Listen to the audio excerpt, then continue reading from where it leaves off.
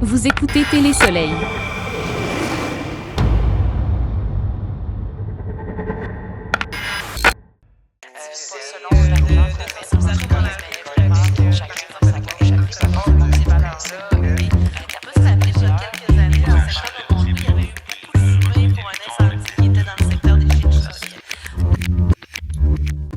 Dans cette entrevue, Marc Baer et Gaëtan Lelièvre examinent l'impact des récentes élections américaines sous plusieurs angles, en s'attardant particulièrement à la polarisation de la couverture médiatique au Québec.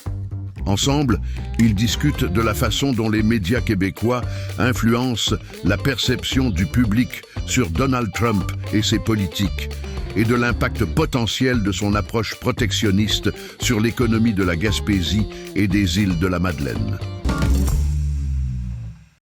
Bah écoute, on pourrait se faire un pâté, pas forcément non plus d'être très très long, mais prendre un peu de temps juste pour parler, parce que je trouvais ça quand même assez important ce qui se passe au niveau, pour nos voisins du Sud quand même, à ces élections avec Trump. Puis je voulais quand même avoir ton avis, ton opinion, parce que moi personnellement, je suis pas américain, mais tu sais, c'est dur des fois de se positionner selon les programmes parce qu'on est moins renseigné. Oui, Mais je constate quand même qu'il y a une couverture médiatique qui a l'air d'être très polarisée. Je ne sais pas si c'est ton avis à toi aussi.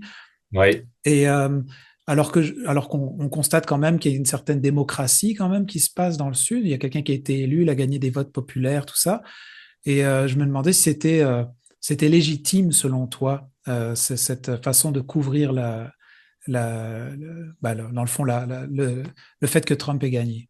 Ben oui, pour ce qui est de la couverture médiatique, effectivement, quand on regarde puis on écoute les nouvelles, il n'y a pas grand journalistes ou commentateurs qui sont pro-Trump, hein.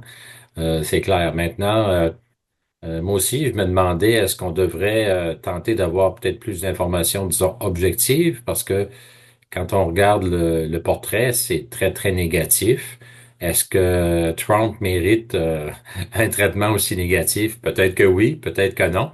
Mais la question se pose parce qu'effectivement, il y a très peu d'éléments positifs là, qui sont ressortis. Puis, il reste quand même, comme tu l'as mentionné, que bon, les Américaines, Américains se sont prononcés. La démocratie s'est exprimée, puis c'est lui qui a été élu. Donc, si on regarde le traitement médiatique, surtout bon, au Québec, au Canada en général, euh, on ne voit pas beaucoup d'éléments positifs là, par rapport à la vision, le programme de Trump, alors que il y a une majorité d'Américains et d'Américaines qui l'ont quand même choisi. Donc, on peut se poser la question pour quelles raisons.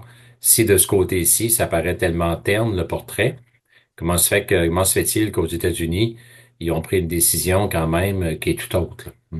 Hmm. Ouais, parce que j'ai fait une expérience un peu différente par rapport à d'autres élections. J'ai suivi, tu sais, on pouvait suivre les élections minute par minute dans les médias, on va dire plus traditionnels, mainstream, versus aller sur les réseaux sociaux. Puis on voyait effectivement qu'il y avait l'information était très différente des fois ce qui était donné d'un côté que de l'autre. Et je me questionnais sur est-ce que l'information, la façon de recevoir l'information est en train de changer? J'imagine que oui, avec toutes les technologies, la rapidité de l'information.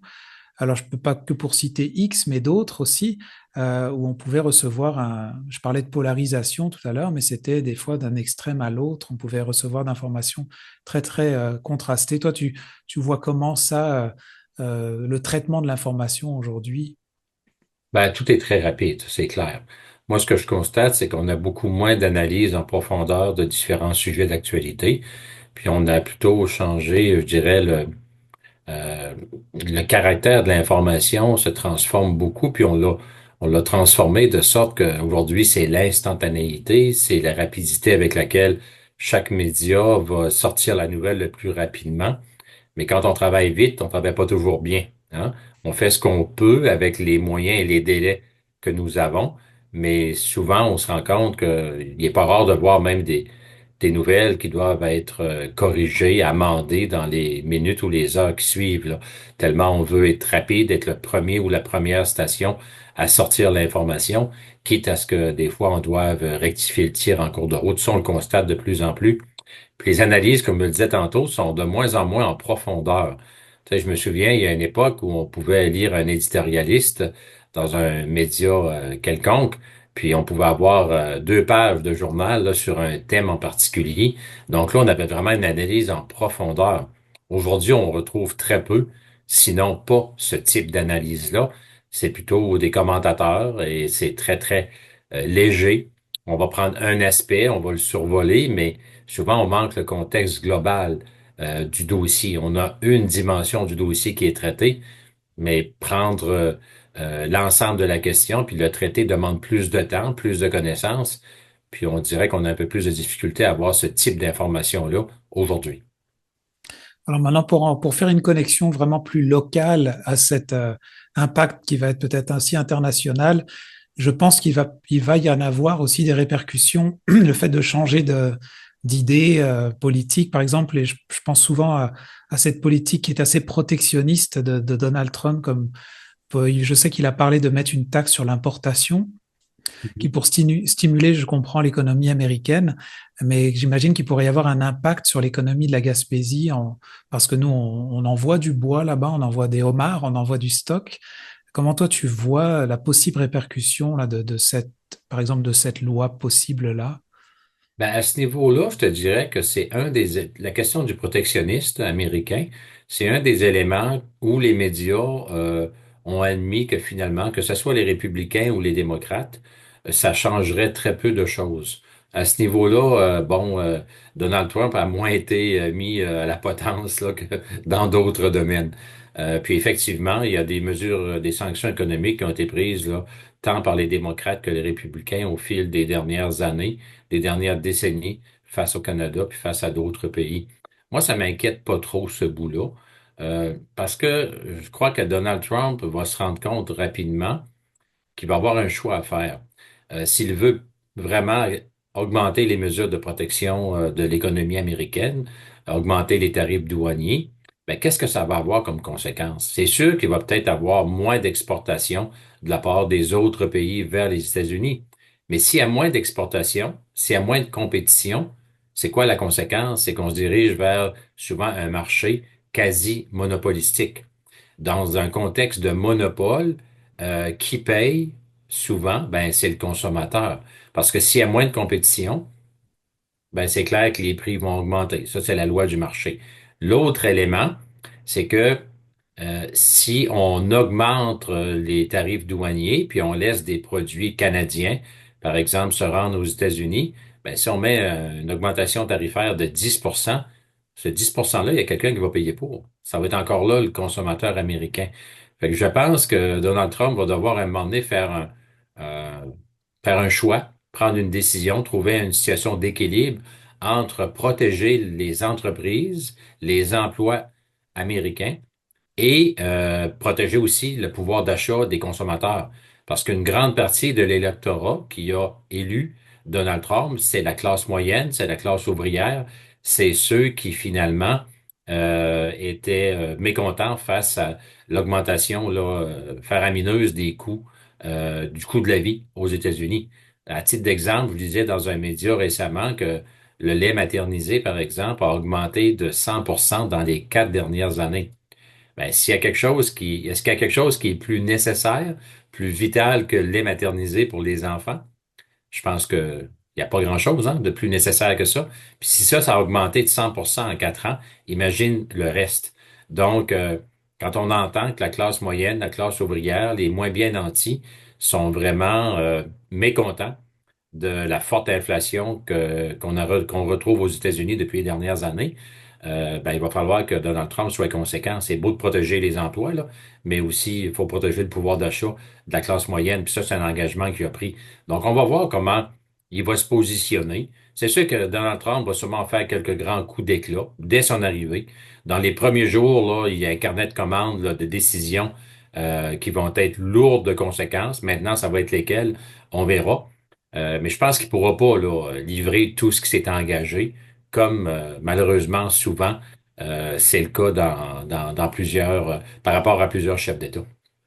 Est-ce que ça pourrait aider, des fois, je dis, un tel type de décision qui se fait par les voisins à l'extérieur peut amener le Canada des fois à se repositionner, à réviser sa propre économie elle-même.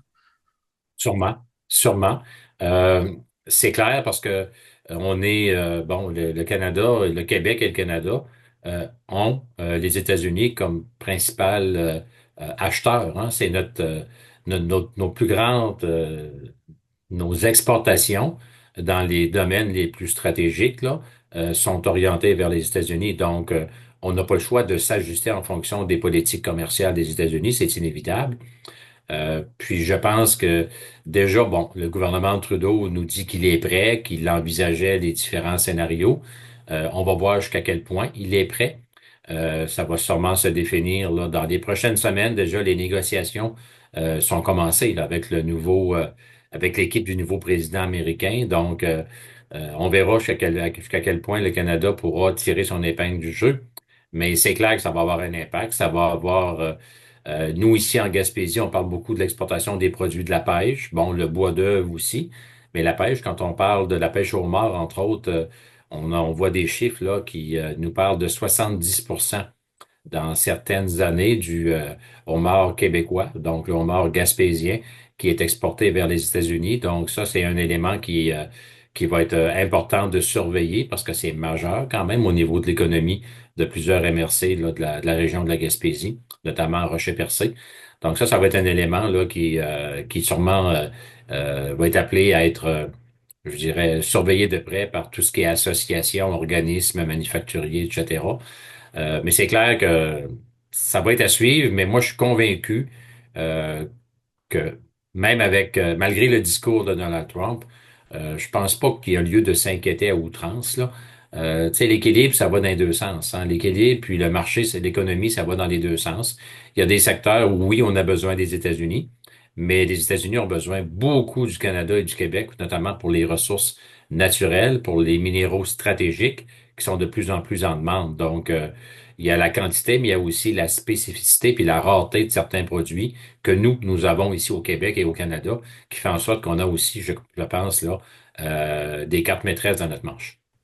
Il y a la question du budget relié à l'armement. Tu parlais tantôt, est-ce qu'il va y avoir des impacts sur bon, le Canada à certains volets particuliers? Moi, je pense que la question de l'armement, tu sais, c'est un débat qui, depuis longtemps, là, on l'entend, la fameuse question du 2% du PIB. Normalement, chaque pays qui est dans l'OTAN devrait investir 2% de son PIB en termes d'armement. Nous, au Canada, on est à 1,37, 1,4. Donc, il en manque beaucoup. C'est plusieurs milliards, là. Le 0,5% qui nous manque, ça représente plusieurs milliards. Donc, ça, j'ai l'impression que Trump, là-dessus, va être assez radical. Il l'a dit à plusieurs reprises. Il a même dit, bon, écoutez, si jamais vous avez besoin d'être défendu, si vous faites pas votre effort, moi, je serai pas là pour compenser. Quand on regarde toute la guerre froide, tout ce qui se passe avec la Russie, qui est nos voisins, le Canada est entre la Russie et les États-Unis.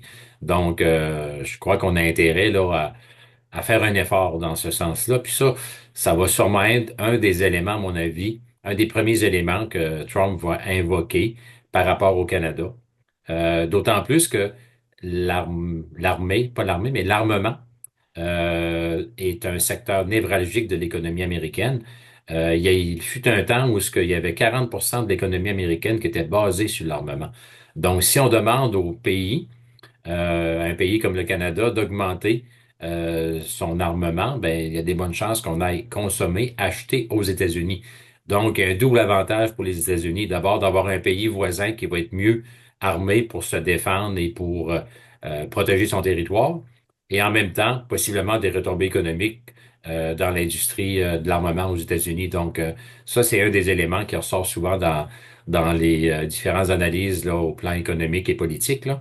Fait que ça va être à surveiller. Puis, je pense que personne va être surpris parce que même sous le règne de Joe Biden, le fait que le Canada n'investissait pas assez dans son armement a souvent été soulevé dans les dernières années. Moi, j'avais quand même remarqué beaucoup, je pense que c'est la première fois que je suis autant en détail une élection américaine, et j'étais quand même frappé par ce que j'avançais au début, un peu ces discours opposés, parce que il y a des médias qui vont, oui, alors on peut les parler, les qualifier comme pro-Trump ou des médias, alors je ne sais pas si c'est anti-Trump du coup, parce que c'est tellement Oui, des discours diabolisants même presque. exact. On traite le bonhomme de fasciste. En France, on l'a comparé à Adolf Hitler. Et je me dis, mais pourtant, quand on regarde ce qui se passe sur le terrain, quand on voit le vote populaire, le vote du Mhm. Congrès, le vote du Sénat, je me dis, bah, il y a des gens qui voudraient qu'il y ait certaines choses et il y a des besoins qui sont pas comblés. On sent que les gens ont moi, je voyais ça, un fort goût de changement, quelque chose de très différent. Je sais pas si tu ressentais la même chose. Absolument, je suis d'accord avec toi à 100%. Je crois que les gens n'ont pas nécessairement voté pour Donald Trump. Les gens ont voté pour quelqu'un qui veut changer le système. Est-ce qu'il va réussir à le faire? On verra.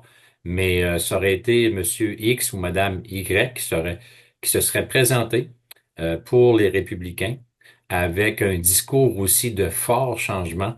Je pense qu'il y a des bonnes chances aussi que les républicains auraient été élus. Peut-être même quelqu'un de plus modéré, avec un discours axé beaucoup sur le changement, aurait peut-être eu un score encore meilleur. Parce que faut pas se le cacher avec toute la couverture médiatique, puis tout, quand même, faut être honnête, là, faut se dire que tout le profil, l'historique de Donald Trump là, est quand même très spécial. Là. Donc, il y a sûrement des gens, des républicains, et beaucoup d'Américains, Américaines aussi, qui ont peut-être pas voté pour Trump pour son profil professionnel et personnel. Donc, à quelque part, tu as raison, je te rejoins à 100% en disant que les gens veulent du changement, les gens veulent améliorer leur qualité de vie. Les gens parlaient, on pensait, je pense, à leur propre intérêt particulier, familial, ce qui est légitime. Et finalement, les gens ont voté beaucoup, je pense, par mécontentement pour le gouvernement démocrate qui finalement a laissé une très, très grande inflation entrer aux États-Unis. Et j'ai l'impression que les gens voyaient Kamala Harris comme la continuité. Donc, la continuité, on n'en voulait pas pour beaucoup d'Américains et d'Américaines. On voulait une amélioration de la situation sociale et économique. On voulait du changement. Puis la seule option, ben, c'était Donald Trump. Est-ce que ça peut se refléter du coup ici au Canada? Je sais qu'il y a des partis comme Maxime Bernier ou Pierre Poilievre, souvent qui parlent, qui ont un peu des discours qui peuvent être pas forcément similaires, mais qui parlent Populiste. énormément de ce changement-là, justement, de système. Est-ce que ça peut aider à ce que justement il y ait des choses qui se passent, bah, que ce soit dans le nord ou au Mexique, dans le sud, mais que ça peut Là, encourager quelque chose? Ouais. on voit à travers la planète, là, à quelque part, une vague forte vers la montée de la droite, une certaine droite. Quand on parle de droite, on parle souvent de réformes majeures, on parle de mesures plus costaudes. Et c'est sûr qu'on peut pas faire autrement que faire un parallèle et se poser la question, là, est-ce que, oui, le fait que, bon, les Américains, Américaines ont voté pour un candidat comme Donald Trump, est-ce que ça pourrait avoir une incidence au Canada, par exemple, pour que l'on vote pour des gens, des politiciennes, des politiciens qui ont un peu le profil du réformateur, de la réformatrice, du changement. Puis là, reste à savoir s'ils vont réussir à le faire. Entre le dire et le réaliser, il y a tout un monde, là. Mais moi, je pense que il y a une tendance. Là, j'observe là, dans plusieurs pays, puis je pense qu'au niveau international, t'es mieux placé que moi pour faire l'inventaire de ça, mais on remarque, on constate que sur l'ensemble de la planète, là, il y a une tendance à élire des chefs d'État qui sont plus costauds là, en termes d'idées, en termes de programmes, qui veulent aller plus loin, qui veulent réformer le système. Puis en bout de ligne, ben, moi, ce que j'entends beaucoup sur le terrain de différentes façons, puis ce qu'on voit à l'échelle mondiale, c'est que les gens ne croient plus au système actuel. Les gens veulent des changements majeurs.